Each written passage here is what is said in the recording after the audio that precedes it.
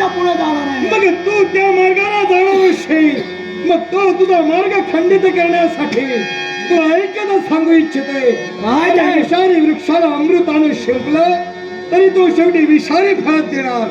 अरे सर्पाला किती दूध पाजा, तो शेवटी हलाल उकल्याशिवाय राहणार नाही.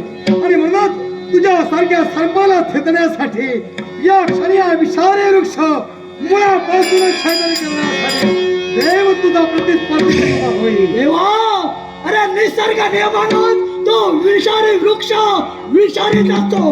अर्थात या अघोरानं स्वतःच्या अस्तित्वासाठी जी लढाई निर्माण केली, ती लढाई जिंकण्यासाठी हा अघोर दत्ता ठरला. मग आज ज्या सविचारावर मात करून विकाराच्या दिशेने तुझा मन तू लोटू पाहतोय, आणि म्हणून हे विकारी बनलेल्या तुझा मन आज खऱ्या अर्थाने या जगात कायम नेस्तनाबूत करण्यासाठी अरे प्रयत्न कुठे करावे याचा प्रत्येकाने विचार करायला हवाय. आकाशातील गणित तारकांना धरेवर आणण्याची कामना करण्यापेक्षा अरे वृक्षावरील फळे तोडण्यात जर का श्रम खर्च घातले असते तर खऱ्या अर्थानं तुझं सामर्थ्य जगाला कळलं असतं. पण या देवासमोर स्वतःचं सामर्थ्य दाखवतो. मग दै सांग तू म्हणत असते, दै सांग तुझं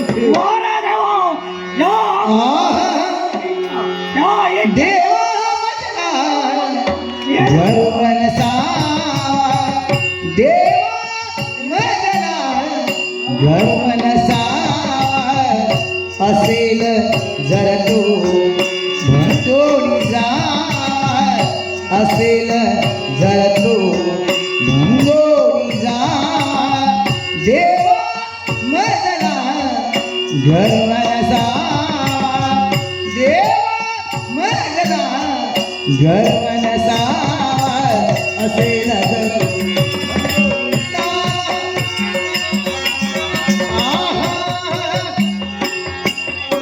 निंदा माझ्या मुखी नसावी, निंदा माझ्या मुखी नसावी, असेल जरती दूर राहावी, असेल जरती दूर राहावी, देवा मजला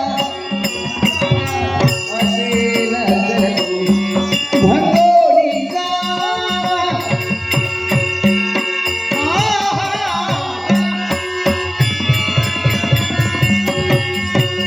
मोरया मोरया मंगलमूर्ती मोरया, मोरया मोरया मंगलमूर्ती मोरया, मंगलमूर्ती मोरया, मंगलमूर्ती मोर.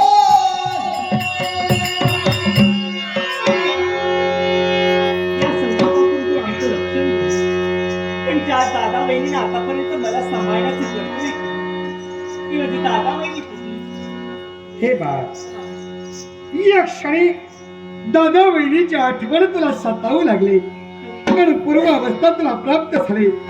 पण या क्षणी तुझ्या जीवनात घडलेला प्रमाद आणि या घोर संकटातून ज्या माय माऊलीने तुझी मुक्तता केली, अर्थात या माय माऊलीचे आभार केव्हाही विसरता का म्हणे.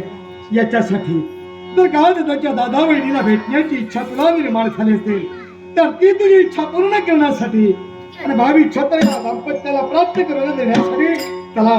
हे भव ताराया देवा, हे भव ताराया गणराया, तुझवी नवीन कुणाला गणराया, तुझवी नवीन कुणाला